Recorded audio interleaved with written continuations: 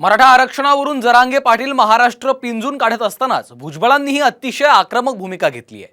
जालन्यातल्या सभेत भुजबळांनी जरांगेंवर थेट अनेक आरोप केले। तसंच जाळपोळीवरून स्वतःच्या सरकारलाही धारेवर धरलं। भाजपच्या दबावामुळेच भुजबळांनी ही आक्रमक भूमिका घेतल्याचा आरोप केला जातोय। पाहूयात एक रिपोर्ट। आक्रमक वक्तव्यांसाठी भुजबळांवर दबाव। भुजबळांच्या भूमिकेला भाजपची रसद।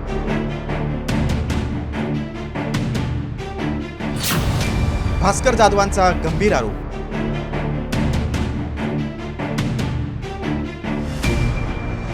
मराठा आरक्षणासाठी आंदोलन करणाऱ्या मनोज जरांगे पाटलांच्या भूमिकेला भुजबळांनी पहिल्यापासूनच कडाडून विरोध केलाय। एकीकडे सरकार जरांगेंची समजूत काढण्याचा प्रयत्न करत असताना भुजबळांनी मात्र विरोधी भूमिका घेऊन सरकारलाही अस्वस्थ केलंय। त्यांच्या भूमिकेमुळे समाजात तेढ निर्माण होईल असा आरोप खुद्द त्यांचे सहकारी मंत्रीच करतायत। अशी आक्रमक भूमिका घेण्यासाठी त्यांच्यावर भाजपचा दबाव असल्याचा गंभीर आरोप ठाकरे गटाचे आमदार भास्कर जाधवांनी केलाय। तर त्यात तथ्य असेल तर संबंधितांचा पर्दाफाश करू असा इशारा विरोधी पक्षनेते विजय वडेट्टीवार यांनी दिलाय।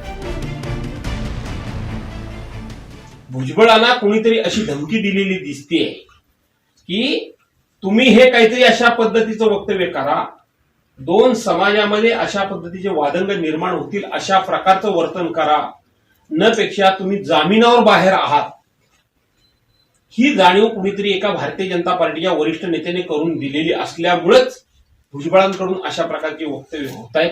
भाजपचे नेते भुजबळांना ब्लॅकमेल करून मराठा आणि ओबीसी समाजामध्ये भांडण लावण्यासाठी अशा सभा आयोजित केल्या जाते असा आरोप बाळासाहेब सराटेंनी केलेला आहे। नाही, ह्या चर्चा मी पण ऐकल्या आहेत। हो, त्यामध्ये माझ्या पण कानावर तो विषय आलेला आहे। पण मी विरोधी पक्षाचा नेता आहे, मी कोणावरही आरोप करण्यापूर्वी मला त्या संदर्भात थोडी अधिक माहिती घेऊ द्या आणि नंतर मला जर वाटलं की हे यामागे कुठेची तरी स्पॉन्सरशिप आहे, कोणाचा तरी अदृश्य हात आहे, मग मी त्याचा पडदा टराटरा फाडल्याशिवाय राहणार नाही। शिवसेनेच्या नेत्या सुषमा अंधारेंनी फेसबुक पोस्ट करत छगन भुजबळांना भाजपच्या खेळीमध्ये अडकू नका असं आवाहन केलंय।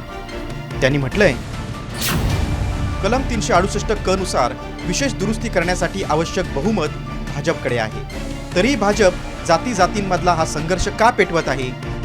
मराठा समाजाची भीती दाखवत ओबीसींना आपल्या बाजूने वळवण्याचा भाजपचा प्रयत्न आहे। आपल्यामुळे भाजपच्या प्रयत्नांना यश मिळेल सर आजवर तुम्ही संघ विचारधारेच्या विरोधात दंड ठोकून उभे राहिलात, मग आता भाजपच्या या खेळीमध्ये अडकत आहात। राष्ट्रवादीचे आमदार रोहित पवार यांनी तर देवेंद्र फडणवीस यांनीच भुजबळांना उभं केल्याचा घणाघाती आरोप केलाय। नामदेवराव जाधव हे भुजबळ साहेबांना कॉपी करतायत, त्यांची भाषा ते बोलतायत आणि भुजबळ साहेब जे काय बोलतायत हे भाजपची स्क्रिप्ट वाचत आहेत। त्यामुळे ह्या दोन्ही नेत्यांना कुणी पुढे केलंय याचा जर तुम्ही खऱ्या अर्थाने अभ्यास केला तर त्याचं नाव येतं देवेंद्र फडणवीस साहेब। मराठ्यांना कोणत्याही परिस्थितीत ओबीसीतून आरक्षण नको अशी भुजबळांची भूमिका आहे। जरांगेंची मनधरणी करण्यासाठी निवृत्त न्यायाधीशांना पाठवण्यावरही भुजबळांनी टीका केली होती। बीडमधल्या जाळपोळीत ओबीसी नेत्यांच्या घरांना लक्ष्य करण्यात आल्याचा आरोप भुजबळांनी केलाय। काठीला काठी पडून डोकी फुटल्यावर जागे होणार आहेत का असा आक्रमक सवाल भुजबळांनी पोलिसांना विचारलाय। भुजबळ जरांगेंवर वैयक्तिक पातळीवर टीका करतायत। भुजबळांच्या या आक्रमकतेवरून त्यांच्याच पक्षातल्या मंत्र्यांनी त्यांना खडे बोल सुनावले। ओबीसीच्या आरक्षणाला धक्का न लागता ते देण्यात यावं अशी सगळ्यात राज्यकर्त्यांची शासनाची त्याची आपल्याला माहिती आहे की त्यांची मागणी आहे। आता यासाठी अशी वक्तव्य टाळता आली तर बरं झालं असतं, दोन्हीकडून अशी वक्तव्य टाळावीत अशीच विनंती आहे आणि त्यामुळं महाराष्ट्रामध्ये जे दूषित वातावरण झालं ते कमी होईल। जरांगेंच्या आक्रमक भूमिकेला तितक्याच आक्रमकतेने उत्तर देणारे भुजबळ ओबीसी समाजाचे हिरो ठरले। जालन्यातल्या सभेत ओबीसी नेत्यांनी त्यांच्यावर स्तुतीसुमनं उधळली, पण आता भुजबळांना आक्रमकता ही भाजपकडून स्पॉन्सर असल्याचा आरोप केला जात असेल तर भुजबळ त्याला काय उत्तर देणार हे पाहायचंय। ब्युरो रिपोर्ट, साम टीव्ही न्यूज, मुंबई। मराठा आरक्षण निर्णय प्रक्रिया कशी असेल याची माहिती देणारं लेखी पत्र अजूनही राज्य सरकारकडनं मनोज जरांगे पाटलांना मिळालेलं नाहीये। त्यामुळे टाइम बॉन्डवरून जरांगे आक्रमक होण्याची शक्यता आहे। पाहूया या संदर्भातला एक स्पेशल रिपोर्ट। सरकार आणि जरांगे पुन्हा आमने सामने. मराठा आरक्षणासाठीच्या लेखी पत्रावरून आरोप प्रत्यारोप. निर्णयाची वाट पाहून मी परेशान, जरांगे कडाडले.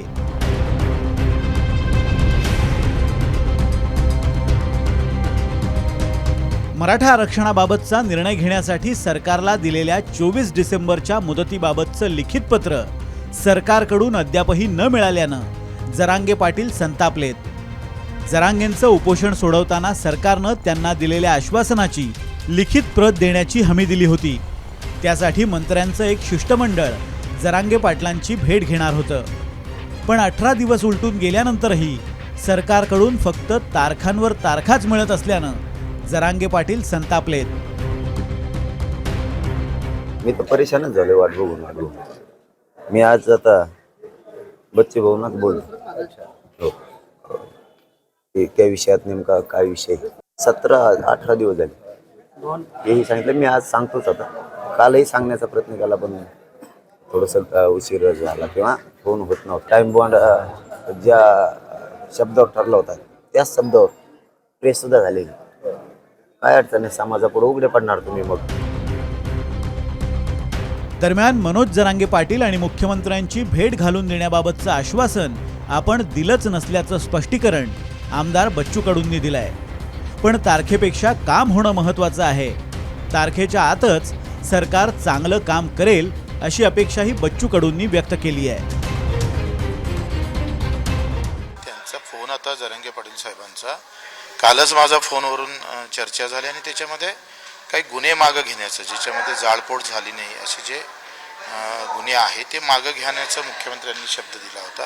मला वाटते काय तारखेपेक्षा काम होणं फार महत्त्वाचं आहे आणि तारखेच्या आतच सरकार चांगलं काम करेल अशा अपेक्षा आहे. जरांगे पाटील यांनी उपोषण मागे घेताना सरकारनं त्यांना आरक्षणाच्या निर्णयाचे टप्पे कसे असतील याबाबतचा कृती आराखडा लेखी स्वरूपात देण्याचं आश्वासन दिलं होतं. या आराखड्यात आरक्षण कशा पद्धतीनं दिलं जाईल, त्यासाठी सरकारतर्फे सध्या सुरू असलेले प्रयत्न आणि भविष्यात सरकार काय काय करणार याबाबतची माहिती, आरक्षणाचा आदेश काढण्याची प्रक्रिया कशी असेल, तसंच संभाव्य तारीख किंवा कालावधी आणि आरक्षणाचा निर्णय झाल्यानंतर कुणाला आणि कसा लाभ घेता येईल याबाबतची लेखी माहिती जरांगेंना देण्याचं सरकारनं कबूल केलं होतं. पण अशी लेखी माहिती दिल्यास सरकारची कायदेशीरदृष्ट्या अडचण होऊ शकते. ही बाब लक्षात येताच सरकारनं लेखी कृती आराखडा देण्याबाबत टाळाटाळ चालवली आहे. त्यामुळे जरांगे आता सरकार विरोधात अधिकच आक्रमक झालेत. पण सरकारच्या डोक्यात नेमकं काय सुरू आहे याचा अंदाज येत नाही आहे. म्हणूनच सरकार विरुद्ध जरांगे हा सामना तुर्तास तरी थांबण्याची चिन्ह दिसत नाही आहेत. पुण्याहून अक्षय बडवेसह ब्युरो रिपोर्ट, साम टीव्ही न्यूज.